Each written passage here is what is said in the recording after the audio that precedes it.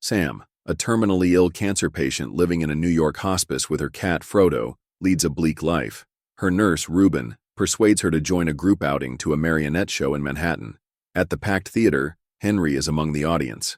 After the show, Sam shops for groceries, but Reuben receives a call to return all patients to the hospice, canceling their other plans. While on the bus, the group notices streaks of fire tearing through the sky, meteor-like objects plummeting toward the ground. Moments later, a deafening explosion erupts, engulfing the surroundings in chaos. Sam regains consciousness. Thick fog and debris surround the bus, shrouding everything in a haze. Staggering outside, she scans her surroundings, only to witness alien creatures swarming an ambulance, tearing it apart. Before she can react, another violent explosion rips through the air, hurling her back into darkness. Sam wakes up in a dim puppet theater. Henry catches her eye, silently signaling her to stay quiet. Looking around, she notices other survivors hiding with them. Outside, U.S. military helicopters circle, broadcasting orders for civilians to remain hidden until rescue arrives. Suddenly, Sam's cat, Frodo, darts into another section of the theater, where shattered glass litters the floor. As she follows, Sam accidentally steps on the glass, producing a sharp crack. The noise immediately draws the attention of an alien, which bursts into the theater. Sam and Reuben freeze, holding their breath as fear grips them. Just as the creature begins to close in, the thunderous roar of a helicopter overhead diverts its attention. Without hesitation, the alien rushes outside, chasing after the aircraft. Later, Sam and the other survivors watch in silence as fighter jets bombard the bridges, cutting off Manhattan to trap the creatures. Tension mounts when one survivor panics, making noise and risking the group's safety. In a frantic attempt to quiet him, Henri accidentally kills him, leaving the group shaken and horrified. That night, the power grid fails, triggering the building's emergency generator, which roars to life with a loud rumbling sound. Reuben quickly shuts it off, but it's already too late. The noise attracts a creature that instantly kills him. Sam grabs Frodo and flees toward Harlem. Outside, she witnesses the aftermath of chaos, abandoned streets, wreckage, and signs of destruction. As she ventures further in search of food, she comes across two children hiding in the fountain. The military announces plans to evacuate civilians by boat from the South Street seaport, advising survivors to seek shelter on the water since the creatures cannot swim. As the announcement continues, a large group of aliens moves through the city, chasing after the helicopters. Groups of people begin leaving buildings and heading toward the evacuation point, but the noise of their crowded movement attracts a creature. It attacks, triggering a panicked stampede. Sam flees in the opposite direction and becomes separated from Frodo. Desperate to hide, she crawls under a car as chaos erupts around her. The terrified screams of the fleeing crowd draw even more creatures to the area. One of them steps onto the car above Sam, its weight puncturing the tires. As the vehicle sinks, it presses down on her legs, injuring her ankles.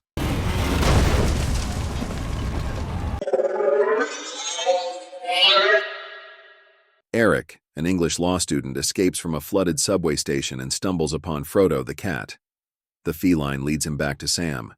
She urges Eric to head south toward the evacuation point, but still in shock and fearful, he chooses to follow Sam back to her apartment instead. Upon arrival, Sam asks Eric to break down her front door, timing it with a thunderclap to mask the noise. Inside, Eric discovers that Sam used to write poetry. As rain begins to fall, she realizes they can safely speak in hushed tones beneath the steady patter of raindrops. Eric asks Sam where she is going, and she replies that she wants to go to Harlem to get some pizza, knowing it might be the last slice she ever has, and she is determined to get it. The next morning, Sam leaves alone for Harlem to get a pizza at Patsy's, but Eric manages to find her, and they continue their journey together.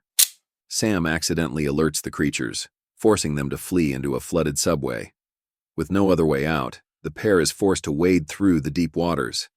They eventually encounter and awaken a dormant creature that pursues them, trying to catch them, but it drowns as it falls into the water, unable to hold its breath underwater. As they continue, the two end up in a ruined church where other survivors are hiding. While resting, Eric notices that Sam's condition has worsened. Determined to help her, he ventures out alone to a pharmacy to obtain pain medication. Without Eric's knowledge, Frodo follows him. The feline wanders into a construction site, where Eric stumbles upon a group of creatures led by a larger one, feeding on the remains of an organic, egg-like pod. Eric is almost discovered by one of the creatures, but manages to stay calm and escape without making a sound.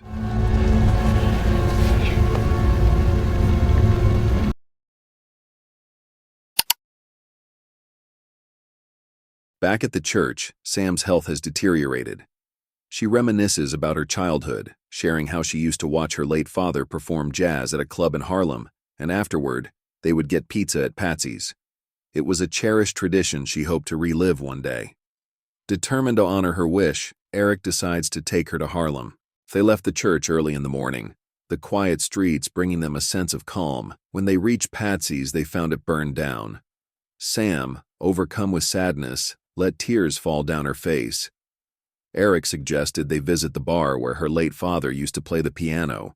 Wanting to cheer her up, Eric stepped out to grab a pizza from another shop.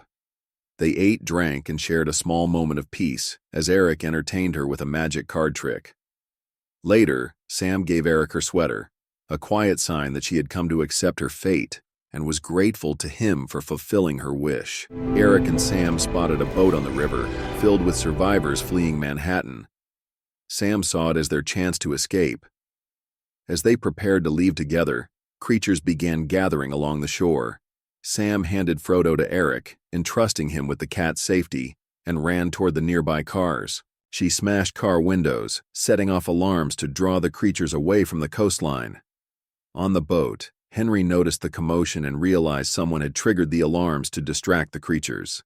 He quickly asked for the boat to be stopped. Meanwhile, Eric and Frodo quickly made their way toward the boat. Eric ran as fast as he could, but when the car alarm stopped, the creatures shifted their attention to them and began to chase.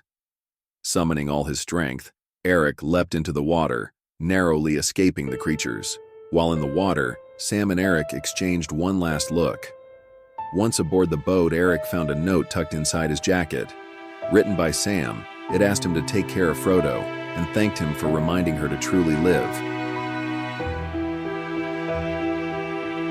As Sam walked alone down a deserted street, she listened to music from her iPod. A quiet smile crossed her lips as she accepted her fate. Unplugging her earphones, she let the music echo through the empty street. The sound caught the attention of a creature, which suddenly appeared behind her. If you loved this recap, make sure to hit that like button, subscribe, and ring the bell so you never miss out on more free movie recaps. Got a movie in mind that you want us to break down? Drop your suggestions in the comments below. We'd love to hear from you.